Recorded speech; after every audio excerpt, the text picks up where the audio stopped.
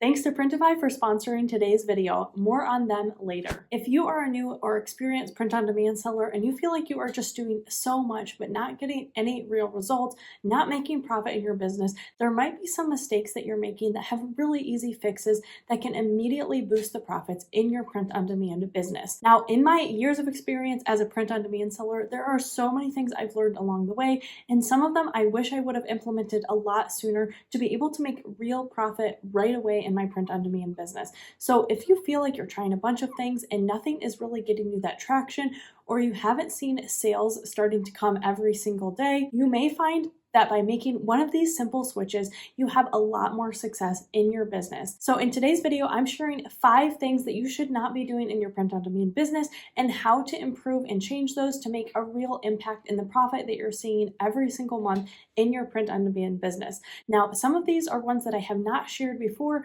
so you definitely don't want to miss any of them. Let's jump right into it. Now, the first thing that so many print-on-demand sellers fail to do, and once I learned how to do this, I credit it with making my print-on-demand business very successful. Now, there are so many sellers that are making design after design, uploading hundreds, if not thousands of different products and seeing no results.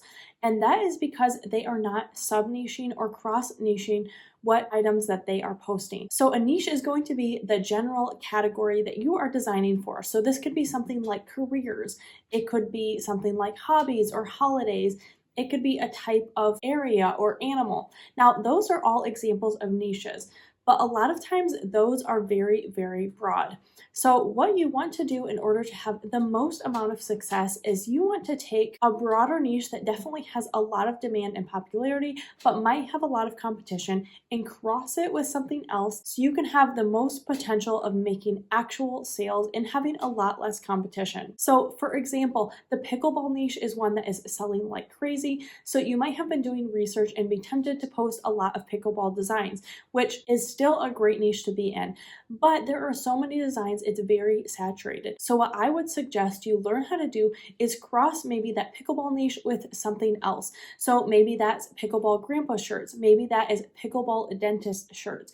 Maybe that is pickleball Christmas shirts. So just by crossing it with something else that's also popular, you are making a more select buyer pool that has very specific appeal. So you're not competing with the thousands of other designs. You're maybe only competing with tens of other designs in that very more specific niche. Now, this is one of the most important skills that you can learn as a print-on-demand seller that will lead to a ton of success, but it definitely takes some time to get used to. So I've actually created this entire free guide for you guys with thousands of different niches and instructions on how to cross them to create very unique sub-niches that can actually get you sales. There are over 40,000 different niche combinations here, so I know it's really going to help you guys out. It is totally free to download, and I will link it down below in the description for you guys. So make sure you get your copy of that to start sub-niching today. Now, the next big mistake that I see so many print-on-demand sellers doing, even what we would typically consider more successful sellers who are maybe getting multiple sales every single day,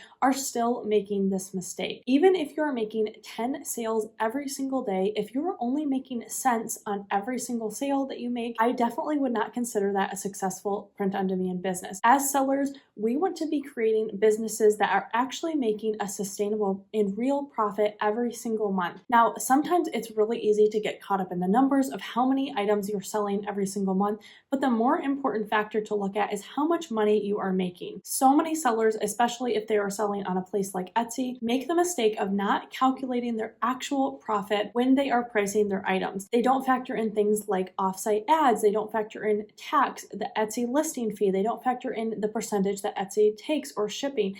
And so they think they're making a really great profit, but then when it comes down to it, they are only making maybe 40, 50 cents on each sale. So let's head over to Printify and take a look at one of the most popular items that I sell. So that is going to be this Bella and Canvas 3001 shirt. So I'm going to show you what I would do to calculate this. A tool that I already use a ton for Etsy SEO and making my listings is called Sales Samurai, but they also have a really cool feature, which is their pricing calculator that I use all the time to figure out what I should be pricing my items at. I'm going to link them down below too, along with a discount code. Now let's head over there and start plugging in all of the information that we have in order to get the most accurate price. Now, what we're first going to do is going to go over to your material cost. So we are going to plug in the $9.96 that this shirt costs. So with Swift POD, this shirt is only going to be about $9.96 even without Printify Premium. So that is a very low price, and it's tempting to think that you are going to make so much profit pricing your item around $20. But let's head over to the calculator and get a more realistic result of what you actually could be making on this. So we are going to plug in that material cost, and then I know right off the top of my head that $4.95 is what they charge to ship in the United States. So I'm going to go ahead and plug that in the shipping cost. Now we're going to go over to our other fees and taxes. And one thing that a lot of people forget to factor in is going to be these Etsy offsite ads. So you are automatically opted into this program when you do start selling on Etsy, and a lot of people aren't aware of it. So you might make a sale and then realize that this was sold through an offsite ad. So Etsy is going to take a huge chunk of that sale. So I'm going to go ahead and toggle the 12% for our offsite ad fee. And then it's going to automatically add our listing fee, our transaction fee, as well as those payment processing fees. Now I'm going to go over here and put what I have been pricing my items at, which is $21.99, and I charge for shipping with that $4.95 price. But if you do offer free shipping, this is definitely a good way to calculate that you're actually charging enough with that free shipping option. Now, a lot of times I am running a 10% discount, so I'm going to put that here as well. Now we can go over to our calculate button, calculate that, and see what our profit is actually going to be. We see the total price that the customer is going to pay, as well as that total cost. Now, what we are going to get for this is $4.06. So a lot of times you won't always be paying the offsite ads. You're not always running discounts. So this can be higher, but it's definitely a more realistic look at what you are going to be making on every t-shirt sale. Now, a lot of times I see people think, okay, this item costs about $10. I really only need to make $5 profit. So you know what? I'm going to charge $16.99 even. That's $7 of profit. So let's go and calculate that. And then you can see that with all of those other fees, you are only making 50 cents of profit, which is nowhere near that $7 mark. So this is definitely a very important thing to pay attention to. And I have personally found in my own business that charging the lowest is not always the best strategy. If you can kind of charge what a lot of similar stores are charging, that is kind of the sweet spot. So if your store is offering items that are unique, that have really great designs on them, a few dollars isn't necessarily going to make the difference between someone picking yours and someone else's. If someone likes your item, they're going to pay for it, even if it's a few dollars more. So that $21.99 price is definitely a good place to start. But some of my best sellers, I even price as high as $25.99. So definitely reevaluate your items and make sure you are charging enough for them. Now, one of the next mistakes that I myself was making in my business early on that I wish I had changed a lot sooner is going for the lowest priced wholesale item, even if it wasn't necessarily the best quality. Now, I love selling on Printify because they definitely have some of the lowest prices out there. They have great quality, great customer service, but they offer a wide variety of different types of products. Now, I sell a lot of shirts on my Etsy store. So when I first got started, I was just putting the Gildan 64,000 shirt because it had the lowest price. Now, this is definitely still a good item, but I wanted to give my customers a little bit more of a premium experience. For just a little bit more, I opted to start mostly selling the Bella and Canvas 3001 shirts. Now, you do pay a little bit of a higher price, but this is a really great product that customers really enjoy. So we definitely want to nurture those relationships with customers and help ourselves get more repeat buyers. So offering a nicer product is going to help you get less returns, less complaints, and a lot more people just coming back to your store time and time again. Now, another product that I've started offering too that I definitely had a little bit of sticker shock with at first is offering those comfort color t-shirts. Now, so many people are looking specifically for comfort colors, but they're definitely on the more pricey side for the wholesale cost. But people are looking for this look and they're willing to pay for it. So a lot of times going with the cheapest option isn't always the best. Sometimes finding a more premium product or what people are actually wanting to buy is going to benefit you more in the long run. So don't just try to save every single penny getting the best value. If there is a better option for your customers, that's going to lead to more sales in your business. If you are still watching at this point, let me know by leaving a comment down below with which type of shirt is your favorite to sell in your print-on-demand shops. Now, one of the next big mistakes that I see so many sellers making can have a huge effect on the amount of profit that you make in your business. And that is not knowing how to design fast. A lot of times on my channel, I tell people that to have a lot of success in those early stages of your print-on-demand business, I definitely suggest posting between 5 and 10 new designs or products every single day. Now, I get comments all the time with people telling me if I made 10 designs every single day, I would be spending 10 plus hours working on my business, which I don't have time to do. Maybe I have a full-time job. I'm just doing a lot of other stuff. That is nearly impossible. And so in print on demand, you have to learn that one perfect design is never going to be 10 good enough designs. Me being a more perfectionistic personality and having a little bit of graphic design experience in my previous work, I definitely leaned more towards wanting every single design to be perfect, laboring over designing them, and spending a lot more time than I needed to. Now, we definitely want to make really great designs for our customers. We want to stand out against the competition. So that doesn't mean just posting designs that are total garbage, that we just typed in the text, didn't do a lot to. But that means utilizing a lot of tools that are at our disposal to make really good designs in a lot less time. Now, one of the ways to do this is by utilizing a place that has templates and a lot of shortcut design features. The suite that I've been using a ton recently is Kittle, which you guys have probably heard me talk about before. I love them because they just have a bunch of pre-made templates that you can really just plug in what you want to say, add some new graphics, maybe change the colors, and you have a completely original design that looks super professional in not a ton of time. Now, I recently did a video where I tried to create 10 designs in under 10 minutes. It is a really fun video and shows just how fast you can make completely original designs with a powerful design suite. I will definitely link Kittle down below, but this is one way that you can instantly improve your business is by getting more designs posted.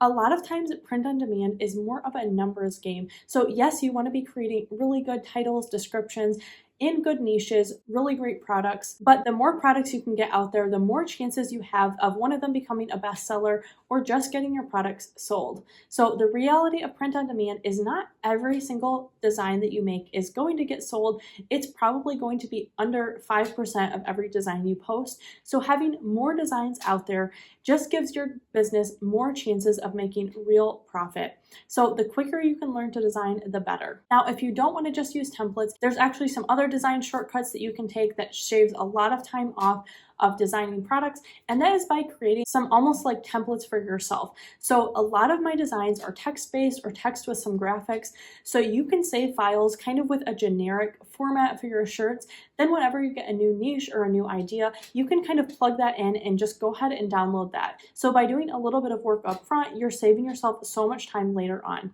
We don't want to reinvent the wheel every single time we come to make a new product. We're just taking what already works, tweaking it a little bit to make something new, and then uploading that. This will definitely really increase your profits if you can start uploading more designs every single day. This probably is going to have the biggest effect on your business over everything else. The next huge mistake that I see so many people making, and this is definitely something that I fell into in the early stages of my business, and that is not understanding how powerful mockups are in the customer experience. So if you are using a place like Printify integrated with Etsy, whenever you upload an item, they are going to auto-generate some mockups for you. And now these are pretty good. And so when I first got started, it was very tempting to just use those auto-generated mockups. But what I found is that if I spent an extra few minutes taking time to make an original mockup for my listing, it had a lot better views, it had better click-through, better conversion to sales, just by a few extra minutes per listing. Now, there are a number of ways to do this, and the one that I see a lot of people doing that definitely can lead to some problems is just creating mockups on a place like Canva. So what they'll do is they'll get a mockup photo, maybe a free one that Canva has, and just kind of plop the design right on there. Now, this works for some of them, but a lot of times you're not going to get the contours of the shirt. It's going to kind of sit just right on top of the photo and not really look real. So we want to give our customers the most authentic experience we can of what this item is actually going to look like when they purchase it. So I definitely recommend getting a subscription to a place like Placeit. I will have a video on them linked above, but basically Placeit has thousands of different mockups, both on people and just garment flat lays, that you simply drag and drop your artwork and it's going to format it on your mockup. It looks very realistic, and I've had great results with getting more sales when I use these types of mockups. That video is going to show you the difference that this can make. When it comes down to it, people aren't spending a lot of time scrolling through listings, so if your mockup photo doesn't appeal to them right away, they are just going to scroll right on past. We have a very limited window to make a big impact, so spending time on your mockups is going to be really beneficial because this is the first thing that people see. They're not really reading your title, they're not going down looking at the description and all the other photos they have. You have about this much space to make a huge impact and get those clicks on your listings. So definitely worthwhile to invest in making really good mockups. Now I have one more bonus tip for you guys. This is another mistake that I see tons of people making, and that is not getting good at research and SEO for their listings. Now, this is very hard to do on your own, so I definitely recommend using some kind of tool. So I'm actually going to link this entire Sales Samurai tutorial here that's going to show you how to use it to improve your listings and get more sales that way. That definitely can help your business a ton, bring in more profit month over month. Thanks so much for watching, and I'll see you in my next video.